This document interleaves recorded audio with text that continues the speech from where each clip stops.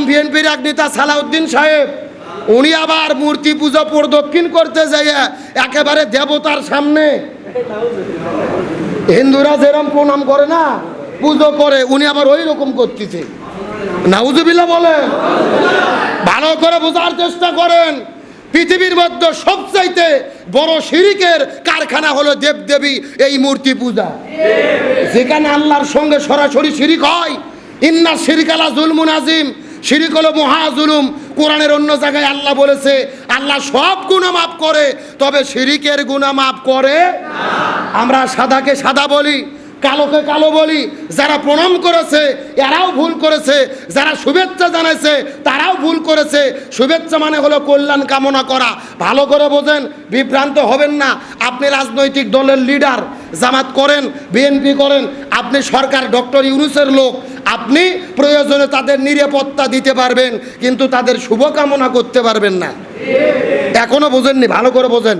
মনে করেন যে আপনাদের নুনগুলাতে একটা মূর্তি পূজা হচ্ছে, হিন্দুদের মন্দির। এখন যদি সন্দেহ থাকে যে ওই মন্দিরে হামলা হতে পারে, তখন জামাত বিএনপির লোকজন, র্যাব, পুলিশ, বিজিবি মিলে আপনারা যাইয়া সেখানে নিরাপত্তা দিতে পারবেন। কারণ ডিমের মধ্যে কুসুম যেরকম নিরাপদ, ইসলামী রাষ্ট্রের ভেতরে অন্যান্য ধর্মাবলম্বীরাও তেমনি বিভ্রান্ত হবেন না। তার কারণ আমরা দেখেছি স্বৈরাচার হাসিনা পালিয়ে যাওয়ার পরে আওয়ামী লীগ ষড়যন্ত্র করেছিল মূর্তি ভেঙে জামাত বিএনপির উপরে দোষ চাপাই দেওয়া। তখন জামাত বিএনপির ভাইরা রাত জেগে জেগে মন্দির পৌরা দিয়ে তারা অন্যায় করেনি, বরং তারা ইসলামের সৌন্দর্য ফুটে তুলেছে। তবে কথা হলো, যদি রিস্ক থাকে নিরাপত্তা দেবেন, কিন্তু তাদের কল্যাণ কামনা করা যাবে না, শুভ কামনা করা যাবে না। তাদের দুর্গাপুজো দেখে আনন্দিত হওয়া যাবে না। সন্তানদেরকে নিয়ে মেলাতে যাওয়া যাবে না। আচ্ছা, আপনাদের প্রশ্ন করি, আমাদের যে ঈদ হয়, ঈদুল ফিতর, ঈদুল আজহা, ওরা কি আমাদের ঈদগাহে মাঠে আসে? গরু জব করে গরুর গোস্ত হিন্দু করে দিলে খায়? মসজিদে জুমুর নামাজ পড়তে আসে? তাহলে ওরা নামাজে আসে না, ঈদের দিনে আসে না, গরুর গোস্ত খায় না, আপনি তাদের পুজোতে যান কেমনে? লজ্জা থাকা দরকার। কে রে ভাই, ধর্ম যার যার, উৎসব সবার যদি হয়, তো ওরাও তো আমাদের ঈদের দিনে আসার কথা। কে কই? কোনো হিন্দু তো ঈদ পালন করে না, কোনো হিন্দু তো গরু জব করতে আসে না। ও, ওরা আমাদের এখানে আসবে না, আমরা যাব, তার মানে ঈমান নষ্ট করার গভীর ষড়যন্ত্র। সুতরাং শিরিক থেকে এ জাতিকে আল্লাহ হেফাজত করুক, বলেন আমিন। আমার প্রিয় বন্ধুগণ, মুসলমান ভাইরা, গভীর মনোযোগ লক্ষ্য করুন। সময় কম, আমি আপনাদের ব্যাখ্যা দিতে পারবো না। মূল কথাগুলো বলার পরে বিদায় নিয়ে চলে যাওয়ার চেষ্টা করব। আমি আপনাদের বোঝানোর চেষ্টা করতেছি, নবী পুরো জীবনের ভেতরে যা যা করেছে আমাদেরকেও তাই তাই করা লাগবে। নবী জীবনে কি কি করলো এই বিষয়টা ভালো করে বোঝার চেষ্টা করবেন। আমাদের নবীজি ওই মক্কা থেকে মদিনায় হিজরত করে চলে গেলে আলেমদেরকে রাষ্ট্রপতি হওয়ার দরকার আছে না নাই? এই ওয়াজ করলেই বিপদ। এই ওয়াজ করলে কি? আমরা যদি হুজুরেরা ওয়াজ করি, খাওয়ার পরে মিষ্টি খাওয়া সুন্নাত, সবাই বলে সুবহানাল্লাহ সুবহানাল্লাহ, তার মানে আরো খাবার চাই, এ কথা বলেন। কিন্তু যখন আমরা ওয়াজ করি, আমার নবী 3.5 বছর ধরে সেই আবু তালিব নামক জেলে বন্দি ছিল, নবীর তরিকায় জেলখানার মধ্যে যাওয়া সুন্নাত। আমাদের নবীজি উহুদের ময়দানে দন্দন মোবারক শহীদ করে দিয়েছিল, তার মানে শরীর থেকে রক্ত ঝরানো সুন্নাত। নবীজি 27টা জিহাদের নেতৃত্ব দিয়েছিল, নবীর তরিকায় জিহাদ করা সুন্নাত। এই কথাগুলো যখন আমরা বলি, তখন কিছু লোক লাভ দিয়ে উঠে বলে, এই হুজুর মনে হয় রাজনীতি করে। এরকম লোক আছে না নাই? এদের কাছে নামাজ রাজনীতি মনে হয় না, হজ যাকাত জিকির তাসবিহ রাজনীতি মনে হয় না, রসুলের তরিকায় রাষ্ট্র পরিচালনা করা, জেলে যাওয়া, রক্ত ঝরানো রাজনীতি মনে হয়। তার মানে হলো এরা কপাল পোড়া রসুলের সিরাতের আদর্শ বুঝতে পারে নাই। তার মানে এরা রসুলকে মানতে চাই ততক্ষণ, বিপদ নাই যতক্ষণ। আর বিপদ আছে যেখানে, এরা নাই সেখানে। এরা হলো মুনাফিক মার্কা সুবিধাবাদী মুসলমান। এরকম মুসলমান তো বগুড়া জেলাত নাই, আর নুনগুলা ইউনিয়নে আল্লাহর রহমতে একটাও নাই। আছে আছে। গভীর মনোযোগ ভালো করে বোঝার চেষ্টা করেন। আমার নবী ছিল মসজিদুন নববীর ইমাম, আবার মদিনা নামক রাষ্ট্রের রাষ্ট্রপতি। তার মানে বোঝা গেল রসুলের সিরাতের শিক্ষা হলো যিনি মসজিদের ইমাম হবে তাকেই সমাজের ইমাম হতে হবে। আপনাদের নুনগোলা ইউনিয়নের ভেতরে সবচাইতে বড় মসজিদের ইমাম যিনি হবে তাকেই নুনগোলা ইউনিয়ন পরিষদের চেয়ারম্যান হতে হবে। বগুড়া সেন্ট্রাল আর বড় মসজিদের ভেতরে খতিব যিনি হবে তাকে আগামী নির্বাচনে এই বগুড়া সদর আসনে এমপি হতে হবে।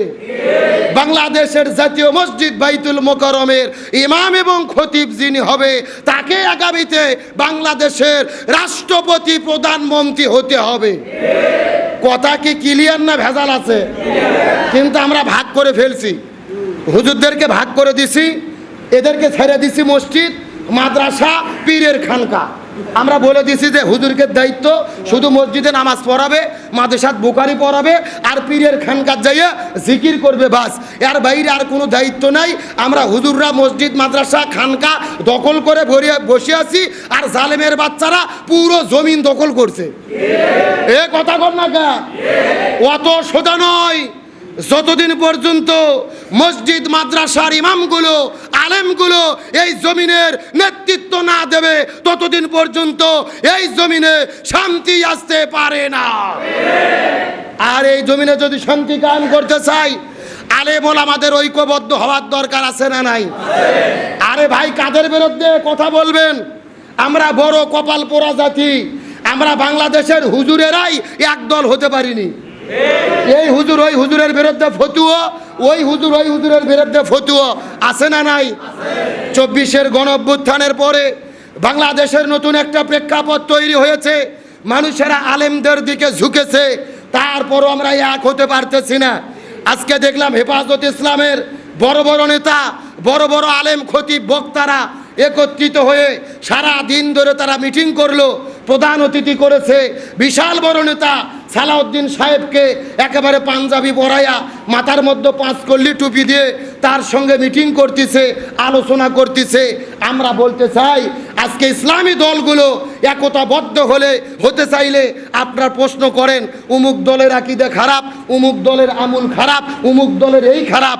এখন আমরা প্রশ্ন করতে চাই, যারা বলে কোরআনের সাথে রাজনীতির সম্পর্ক নাই, আমরা শরিয়া আইনে বিশ্বাস করি না, এদেরকে নিয়ে মিটিং করবেন, এদের সাথে জোট করবেন, প্রশ্ন করতে চাই এদেরকে আগে প্রশ্ন করেন এরা কোন আকীদা গ্রহণ করেছে। যারা কোরআনের রাজনীতি বিশ্বাস করে না, শরিয়া আইন মানে না, তাদেরকে ভালো লাগে, আর ইসলামী দল আপনাদের ভালো লাগে না। একটা কথা মনে রাখেন, এইবার ইসলামী দলগুলো যদি একতাবদ্ধ হতে না পারে এই বাংলাদেশের তৌহিদি জনতা এই গাদ্দারদেরকে আর কখনো ক্ষমা করবে না। আর যারাই ঐক্যের ভেতরে ফাটল ধরাবে ইতিহাসে তাদের নাম মুনাফিকের কাতায় লেখা থাকবে। এ ভালো করে বোঝেন, ভুল ত্রুটি কার নাই? মানুষ মানেই তো ভুল। আমরা যে জান্নাত থেকে পৃথিবীতে এসেছি, আদম আলাইহিস সালাম এসেছে কেন? একটা মাত্র ভুল করার জন্য। তার মানে ভুল করা হলো মানুষের স্বভাব। তাহলে বাংলাদেশের যত ইসলামী দল আছে প্রত্যেকের মধ্যে ত্রুটি বিচ্যুতি হালকা থাকতেই পারে। এখন প্রশ্ন করি, 1 গিলাস দুধের ভেতরে যদি মশা পড়ে, মাছি পড়ে, আপনারা কি দুধ ফেলে দেন নাকি মশা মাছি ফেলে দিয়ে দুধ খান? যেরকম মশা মাছি ফেলে দিয়ে দুধ খান, একই রকম ভাবে প্রতিটা ইসলামী দলের ভেতরে ছোটোখাটো ত্রুটি বিচ্যুতি থাকতে পারে, ওগুলো মশা মনে করে ফেলে দিয়ে ইসলামী দলগুলোকে দুধ মনে করে আমাদের একতাবদ্ধ হতে হবে। কিন্তু আপনারা মশা মাছি ফেলে দিয়ে দুধ কাছে টানতেছেন না, মদের বোতল কাছে টানতেছেন, এগুলো তামাশা ছাড়া কিছু হতে পারে না। সুতরাং অনুরোধ করে বলি, নতুন প্রেক্ষাপট তৈরি হয়েছে, স্বাধীনতার 54 বছর চলে গেছে, এক দল এসেছে আর এক দল চলে গেছে, কেউ শান্তি দিতে পারেনি। এই বাংলার জমিনে আলেমদের নেতৃত্বে কোরআন কায়েম হওয়া ছাড়া এই জমিনে শান্তি আসতে পারে না। সুতরাং তাহলে বলেন দেখি, শান্তির জন্য কি লাগবে? কোরআন। জোরে বলেন, কি লাগবে? আমার বন্ধুগণ, মুসলমান ভাইরা গভীর মনোযোগ লক্ষ্য করুন, কোনো দিকে তাকাতাকি নাই, কোনো দিকে নজর নাই। কথাগুলো ভালো করে বোঝার চেষ্টা করবেন। আমাদের নবী যেই জমিনের ভেতরে শান্তি প্রতিষ্ঠা করার জন্য 17 বছর বয়সের ভেতরে এই জমিনের মধ্যে একটা দল গঠন করেছিল, যেই দলের নাম হলো হিলফুল ফুজুল। কি নাম বললাম? এ নুনগুলার মুসলমান গভীর মনোযোগ লক্ষ্য করুন। নবীজি 17 বছর বয়সের ভেতরে হিলফুল ফুজুল নামক দলটা গঠন করার পরে 17 বছর থেকে শুরু করে 40 বছর পর্যন্ত নবীজি 23 বছর ধরে এই জমিনের মধ্যে চেষ্টা করেছে শান্তি কায়েম করার জন্য।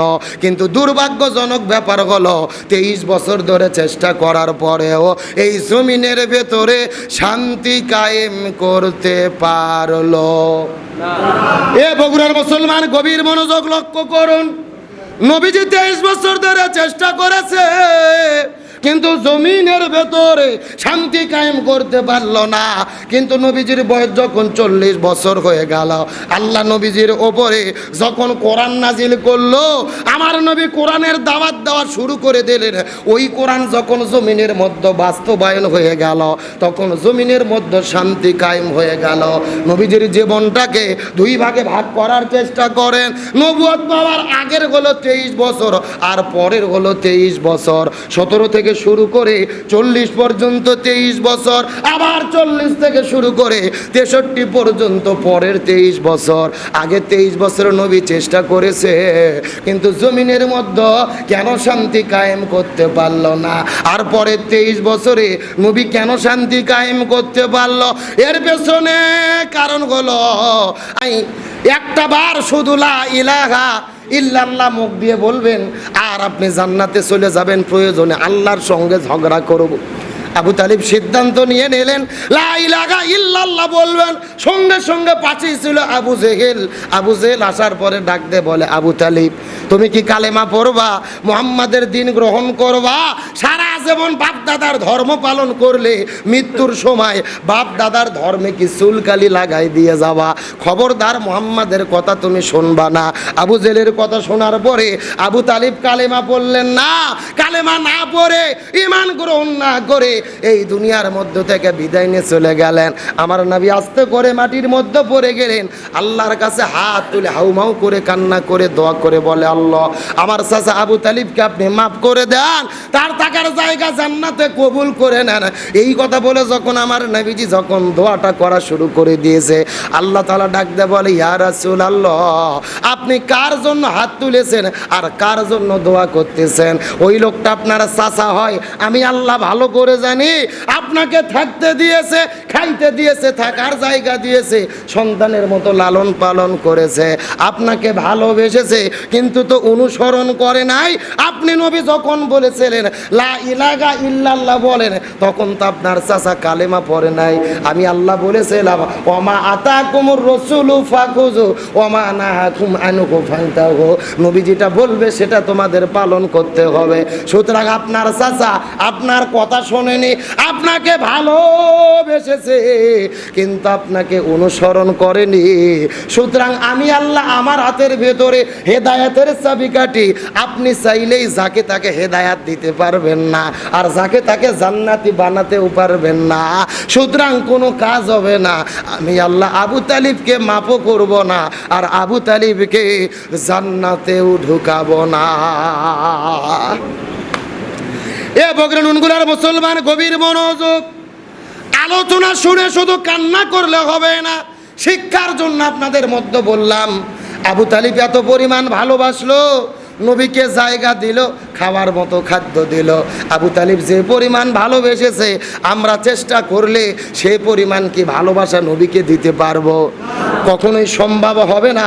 কিন্তু এত ভালোবাসার পরে আবু তালিব কেন জাহান্নামের মধ্যে যাবে? এর পেছনে কারণ হলো আবু তালিব শুধু ভালোবেসেছে, কিন্তু নবীকে অনুসরণ করে নাই। সুতরাং আলোচনার শিক্ষা হলো, আজকেও বাংলাদেশের ভেতরে যেই মানুষগুলো শুধুমাত্র মুখে মুখে নবীকে ভালোবাসে, মুখে মুখে দরুদ পাঠ করে, মুখে মুখে নবীর প্রতি সাল্লাল্লাহু পাঠ করে, কিন্তু নবীর জীবন মেনে চলে না, নবীর সিরাত মেনে চলে না, এই মানুষগুলোদের পরিণতি ওই আবু তালিবের মতোই হতে হবে। আমি কি মেসেজ দিতে চাই? আপনারা কি বুঝতে পেরেছেন? শুধুমাত্র মুখে মুখে যদি ভালোবাসি কিন্তু নবীর সিরাত যদি না মানি, আবু তালিবের মতোই জাহান্নামে যেতে, তাহলে মুক্তি পাবার পথ হলো শুধু ভালোবাসা নয়, ভালোবাসার পাশাপাশি নবীর সিরাতকে কি করতে হবে? সবাই বলেন কি করতে হবে? এখন নবীর অনুসরণ কি শুধু মসজিদে নাকি পুরো সমাজে? ব্যক্তি, পরিবার, সমাজ, রাষ্ট্র, রাজনীতি, অর্থনীতি, সমাজনীতি, সংস্কৃতি, সকল জায়গায় রসুলের আদর্শ অনুসরণ করা ছাড়া আল্লাহর জান্নাতে যাওয়া যাবে। আমি যেই মেসেজটি আপনাদের দিতে চেয়েছি, আমি কি আপনাদের বিষয়টি পরিষ্কার করতে পেরেছি? আমার বন্ধুগণ, মুসলমান ভাইরা গভীর মনোযোগ। তাহলে যে আয়াতের তাফসীর শুরু করেছিলাম, কুল ইন কুনতুম তুহিব্বুনাল্লাহা ফাত্তাবিউনি, এই তাবুন সম্পর্কে আপনাদের মধ্যে আলোচনা করলাম। এখন আমার আল্লাহ তাআলা বলে, যদি তোমরা নবীকে অনুসরণ করো, নবীর সিরাতটাকে মেনে নিতে পারো, আমি আল্লাহ তোমাদের দুইটা পুরস্কার দেব। জোরে বলেন কয়টা? এক নম্বর হলো ইউবিবুকুমুল্লাহ, আমি আল্লাহ তোমাদেরকে ভালোবাসবো। আর দুই নম্বর পুরস্কার হলো ওয়াগফির লাকুম যুনুবাকুম আল্লাহু গফুরুর রহিম, আমি তোমাদের জীবনের গুনাহগুলোকে মাফ করে দিয়ে তোমাদের থাকার জায়গাটা জান্নাতের ভেতরে করে দেব। এক নম্বর আল্লাহ নিজেও ভালোবাসবে, আর দুই নম্বর আমাদের জীবনের গুনাহ মাফ করে কোথায় ঢুকাবে? কাজ হলো একটা, কাকে অনুসরণ করব? আরো জোরে বলেন। তাহলে আজকের আলোচনা শুনে আমরা কি সিদ্ধান্ত নিতে পারি রসুলের, আমরা পুরো জীবন রসুলের আদর্শ অনুসরণ করব? শপথ নিতে কি রাজি আছি? এখন রসুলের আদর্শ অনুসরণ করতে যেয়ে যদি ঘর বাড়ি ছাড়তে হয় রাজি আছি? জেলে যেতে হয় রাজি আছি?